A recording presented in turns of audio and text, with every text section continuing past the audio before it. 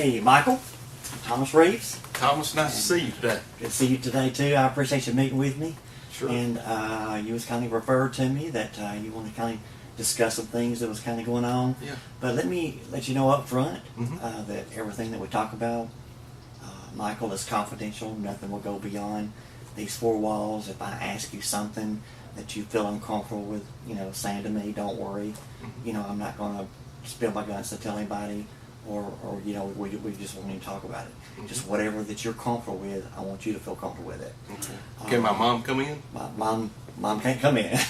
It's just you She's and me. She's here with me. It's just you and me. Well, maybe I'll get to meet her after this. Okay. The main thing is I want you to feel comfortable. Sure. Know this confidential. Okay. And I care about you. I am a pastor, and this is a Pentecostal church. And we respect your belief, your cultural beliefs. But I think from a previous session, you talked about that you did know the Lord, right? Right. I accept the Lord as a child. As a child, Sure that's did. great. Sure did. So, Michael, what brings you here today? What's kind of on your mind? What's really been bothering you? Well, I'm in my family. It's been a kind of a transition for me. My early years and everything brought me into. I didn't have a mom. Right. When I was growing up, my mom gave me away, really, and I lived on the streets and everything. Right. So in the midst of living on the streets, I had to take up for myself. And finally, my mom found me and took me into the family, and that's been part of the ordeal. I thought it was a cultural thing, having me in the midst of them, Right. and being this way. Our family, our background, me being a black man and Right. her being, and them being a white family. I thought that was going to be a different way to go right there. How did that make you feel that her being white? At first, I was leery, but she showed me the love that I really never expected or had. I never had that love before.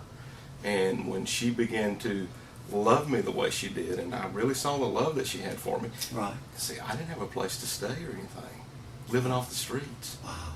And then she offers me a place to stay, and they offer me food, good food, and things that I'd never had before, and it was 3 meals a day. How was that living off the streets? How did that affect your life? Taking up for yourself, and you have to go through so many things to survive. Right. And it's scrounging in anywhere you can to find food enough to keep yourself. School has been a problem for me. Okay. And that's one of the things that we're going through right now. Right. Is that they're helping me prep and get ready for college and everything. Right. So school, I didn't stay in school a lot. Right. And now I do. Right. I've got a place that I stay, I live, I sleep, I get my breakfast, head to school. Right. Let me ask you this: do you at all feel like you was a victim of your situation, or how does it make you feel? When I look back and I think about having looked at my own mother, Yeah. I guess that's where I go back to, and I think, why could she? Because see, there are other brothers and sisters of mine, Right. and they're there, Okay. and I'm not. Okay. So it makes me wonder. And when somebody did show that they cared for me, it was an inspiration to me to feel for that love. Yeah. To go for How it. did they show to you that they cared for you? First thing, I have my own room. Wow. I have my own That's bedroom, cool. man. I have my own bedroom. And you were in and out of foster homes, weren't you? In and out of foster homes, and part of the time I ran away. So, not staying in those foster homes all the time. Right. And so there I was. I had my own room, had my own bed. Didn't have to share with anybody because that was mine. Mom said it was mine. Yeah, that's good. my room. Yeah, That's sure it good. was. And so that made a difference to me. Right. And it's something I have never in my life had my own room until now. Wow. Yeah. Now you mentioned to me that, of course, they took you in and Yes. loved you, Yeah. and basically the athletic club had been looking at you as far as collegiately, Sure. and Yeah. because you've turned out to be a dynamic football player, from what I understand, Yeah. and are really good at what you do. And but this enforcer lady, you mentioned to me last time that she approached you, and did you begin to question her, or what? How did that make you feel? I was uncomfortable when I went in the room with her. Yeah. I felt an uncomfortable feeling that things had gone awry in my life. And when I saw her and she began to tell us what she wanted, and then she told Mom that you can't be here, you got to leave him by himself. And I was there alone with her. There was an overwhelming feeling came over me. How did that feel? Just overwhelming, mean just alone, maybe? I felt, well, as she began to question me, she brought up things that I knew that I had been betrayed by my mother, my real mother. It brought back childhood It brought memories. back childhood memories. And then as she began to question me and tell me that they're using me, that Mom is using me, Okay. then I Mrs. started. Toohey. Yeah, Mrs. Yeah. Toohey. Wow. When she told me that Mom was using me for the good of the college. Did you believe her?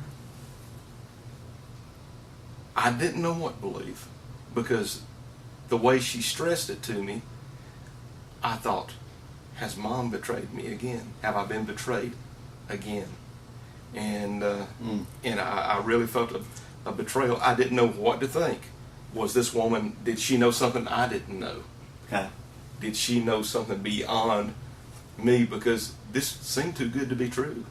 It was like a new life for me. And she mentioned to you that other white families had done that to other She said, unfortunate black. yes, said that they would take a good black player in Okay. and put him in their family and then send him to the school, Mississippi State, and would have sent them down there, and because they're alumni, Mississippi Right. State.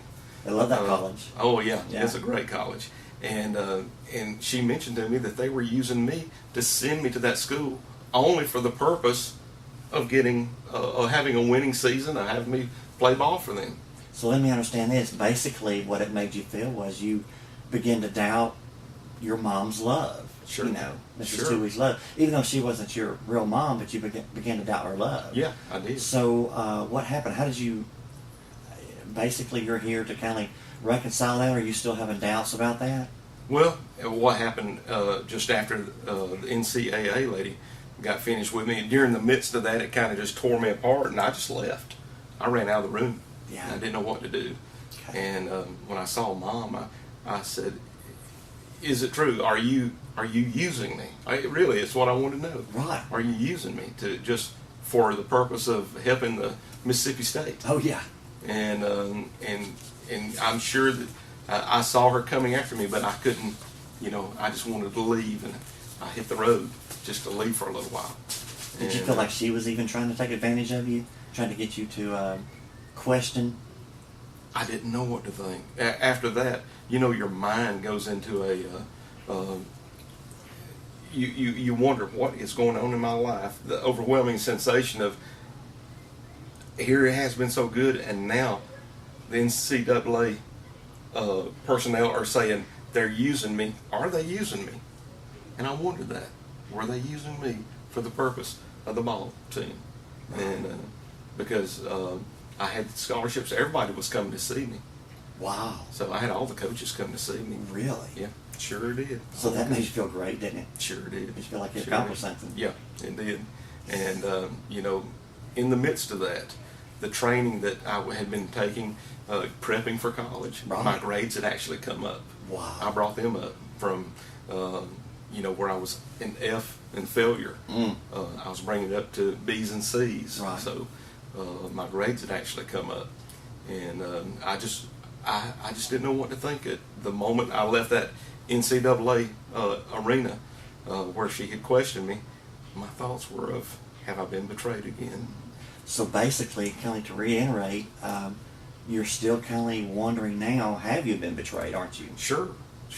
Well, let me ask you this. You've already kind of mentioned the fact that they brought you in. Mm-hmm. You know, they loved you. Sure. I think it was even during a special occasion like Thanksgiving. Mm-hmm. They brought you to their table. You They ate did. with them. They did. They even clothed you, didn't they? Yes, they did. Yes, and, they did. And loved you, and she even called you her son. She did. And she didn't seem to And have she any, does. and she still does. Yeah. And she didn't have any really prejudicial, or seem to, give a prejudicial aura about her. Oh, no. She loved you for who you are, didn't she? Has treated me like one of her own children. Right. Sure has. So, Michael, when you look at that, the bottom line is, in a roundabout way, she has normal feelings that she wants you to go to her alma mater, Mississippi Yeah. State. Yeah. But I would assume by everything that you've told me is that she wants the best for you. And that for her to be willing to go in and take a child Right. that is not of her ethnicity, Mm-hmm. that's a black child, she knows nothing about, she's taking a chance. Mm-hmm. I think you mentioned before how she had went to your house before and found the eviction notice, and Yeah. she had even researched to try to find out who you were, your background. Right. Had even tried to go see my mother, my birth mother. That's awesome. Yeah. So she really did. When you look at that, the broad picture. So when you look at the small picture, it looks like Mrs. Toohey is trying to use you or take you away, even though this lady put this doubt in you. But when you look at the broad picture, actually what she was doing was creating within you that you had to make a decision. Was this your family or was this not your family? Right. And that's kind of the predicament you're in now. So when you ask yourself, the love, the acceptance, did the daughter accept you? Uh-huh. And- They all accepted me. And- They're my brothers and Brothers sister. And CJ accepted you too? CJ did too, yeah. Wow. So when you look at the broad picture, you can't help but really understand, Michael, that they love you. That there seems to be no hidden agenda, that they want you.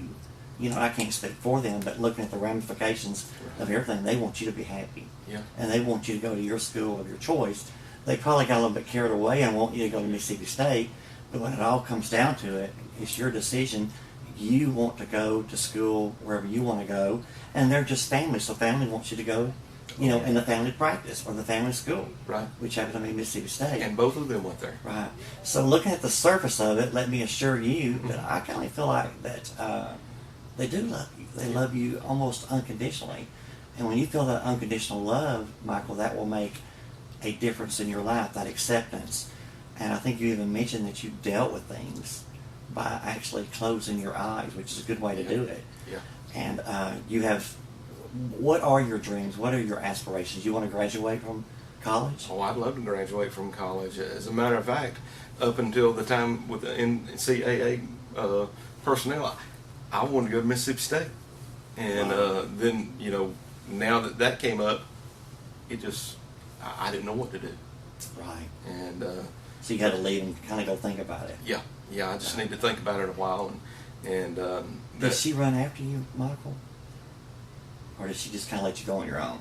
Mom Mom. came after me. She came after you. Yeah, she did. So the thing you have to look at here is you're not used to that kind of love. No, You're nobody not- ever came after me. Nobody before. ever came after to look for you before. No. You're not used to that kind of protection. You've never had that kind of protection. No.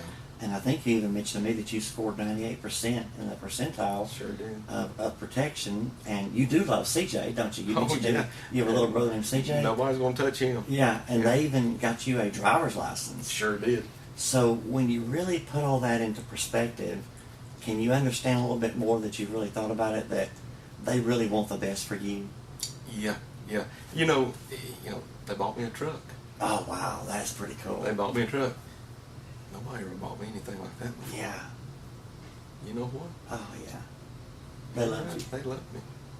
I Right. do. So you know you can go back there and say, Mom, I had to go think about it. Mm-hmm. I had to contemplate on it. And you had to work issues out in your life. Oh, yeah. And it's all because of your environment, your background, how you grew up. Yeah. And because they're of a higher society, basically an upper income. I think you mentioned to them they own like 30 Taco Bells or Yeah, whatever, they do. Yeah. Say we eat anywhere we want to. You Taco ain't very Bell. much. As long as it's Taco